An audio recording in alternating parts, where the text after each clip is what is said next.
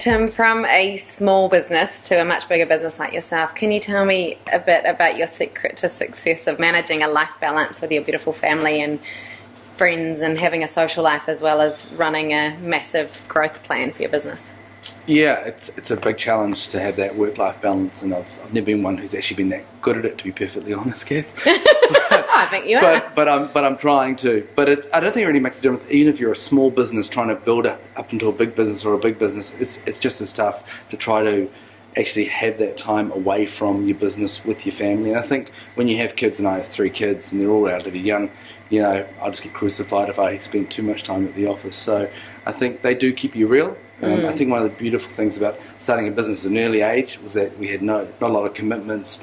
We had no children and stuff, so you could focus 100% onto it. But now, now they take up quite a bit of time, which is great.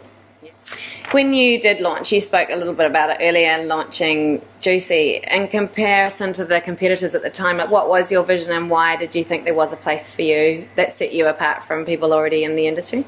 Well, I didn't do a lot of market research when we started, and we realised it was actually a very saturated industry. But what was different was that we brought to it next generation marketing. So we bought the online space was a big key factor for us, whereas traditional operators had relied on travel agents and tourism operators. We were very focused on the online space and being a marketing business and having a really strong brand. So I think that's what really set us out from the start.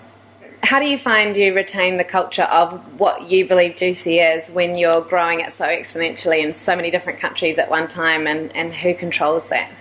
Get out of your office. Is it? So literally, you never want to be the undercover boss, you know, the guy that goes in and finds out that his business is rooted. You know, you want to be out there, you've got to be, and we've got, you know, over 200 staff across, I think, 5 countries now that we have people in. So we're constantly travelling, and we also do a weekly COO update. So it's unrealistic to think that we know all of our staff now, but they definitely know Dan and I. I think that's the key to it. That's awesome. Fashion's always changing, and you've always got to sort of be ahead of the game. How do you ensure that you are leading your industry in terms of the latest things in the market? It's a funny one. I just design purely selfishly what I want to be wearing next season, so I guess that's a bit of instinct. But of course, being aware of trends, we travel every month and into Asia 4 times a year to visit manufacturers. But definitely, I guess, almost ignoring what the bigger brands are doing internationally and going on a whole other scale. So if you can research them and be aware of it, acknowledge it, but completely ignore it so that we're always offering something different. Okay.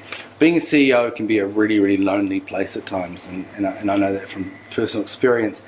Do you have a group of people around you, or do you have mentors that you sort of look to help you make decisions? I do.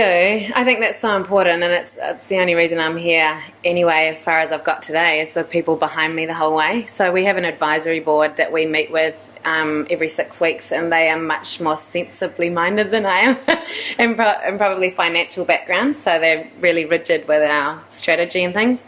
But also I just love to surround myself with inspirational people that I get my kicks out of, and if it's my own social time, I don't have much, so when I do get to have a night, you know, to myself, it's always, I love to just surround myself with people that are positive and loving what they're doing. So a lot of it for me is definitely about the people around me. I heard recently that you met your absolute idol when you were in Malaysia. Who was it? Tell me about it. Yeah, I did. I was lucky enough to meet Jimmy Choo, which was really exciting because I'd read his book at the beginning of my career about the way that he'd developed a boutique brand with a global vision, and therefore the investment that had been involved and raised capital and on-sold. And so when I met him, I was up in Malaysia judging a fashion competition, and he was there as a guest of honour, and I was so nervous to meet him. I told him straight away. I was introduced by our foreign minister, Stephen Joyce, and, you know, as New Zealand's best shoe designer, very formally.